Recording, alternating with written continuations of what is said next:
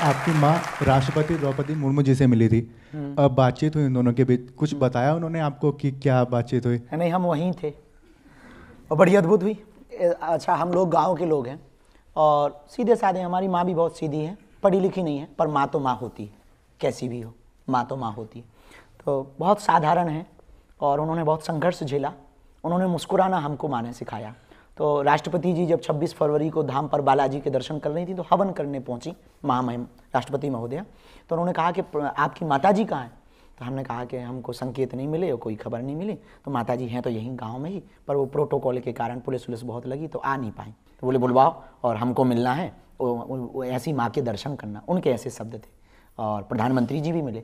हमने कहा जी। तो हमने वहाँ एसपी महोदय थे तो उनसे कहा कि हमारी माता जी को अंदर आ जाने दो, उनको बुला लो। तो फिर अंदर आई माता जी।